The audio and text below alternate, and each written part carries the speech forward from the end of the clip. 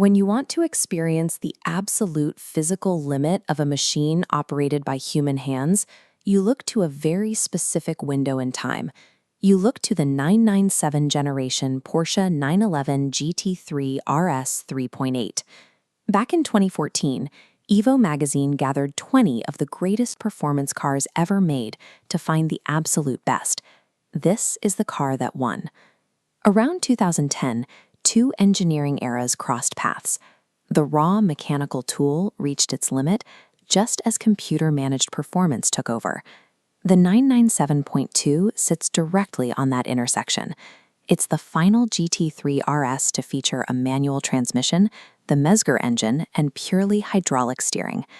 It represents the exact historical peak of what it took to drive fast using your own physical skill, before the computer stepped in to smooth things out. Today, owning that specific slice of history will cost you anywhere from £180,000 to £250,000. That budget forces a difficult decision. For the exact same money, you could buy a digitally assisted modern supercar, like the Ferrari 458 Speciale. Modern machines offer incredibly accessible brilliance. Rapid-fire paddle shifts and complex traction systems allow you to extract staggering speed with relatively low physical effort. The 997.2 GT3 RS offers the exact opposite. It demands grueling physical exertion, a constant active dialogue through the steering wheel, and a skill set that takes years to refine. The question you have to answer before spending £250,000 is simple. Are you willing to sweat for your driving thrills, or do you want the car to help you?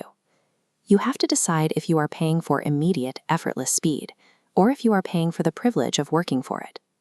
The required effort starts right at the engine block.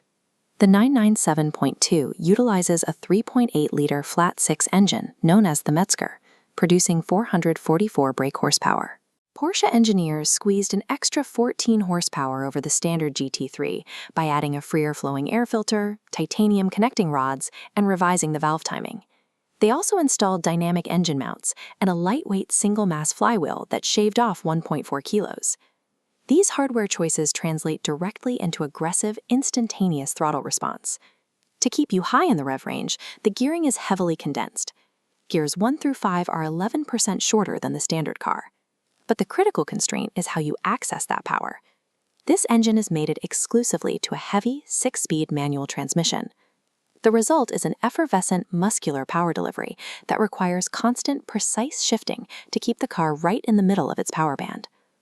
Modern paddle shift systems give you split-second shift times and let you commute in heavy traffic without a second thought. This car offers none of those conveniences.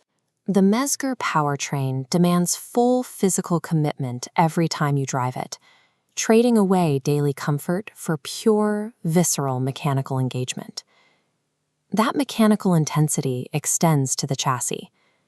To accommodate massive 325-section rear tires, Porsche pushed the front arches out by 43 millimeters and widened the rear hips by 25.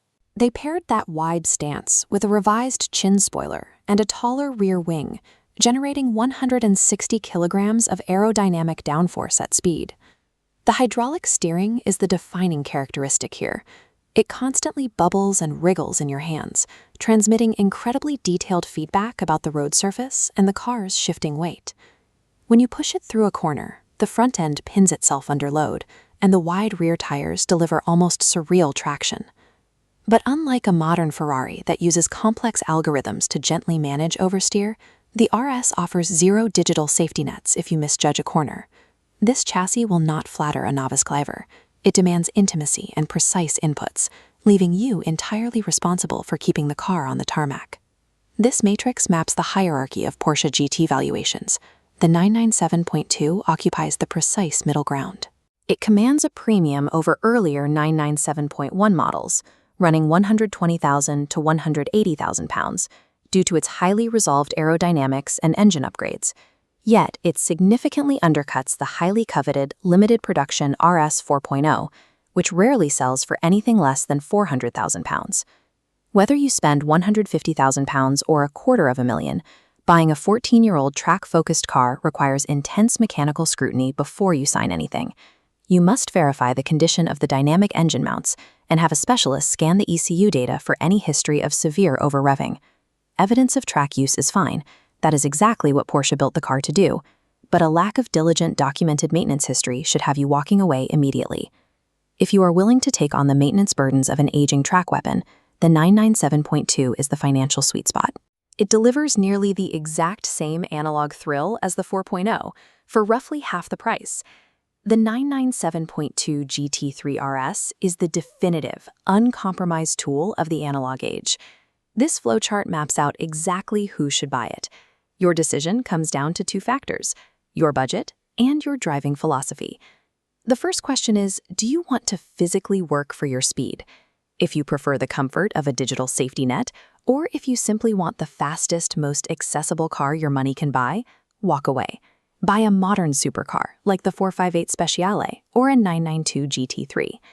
If you do want those analog thrills, but your budget is strictly capped under £180,000, follow this path to the earlier 997.1 generation. But if you value pure tactile feedback and you view immense physical effort as a reward rather than a chore, the £200,000 price tag of the 997.2 GT3 RS makes perfect sense. It will never flatter your mistakes.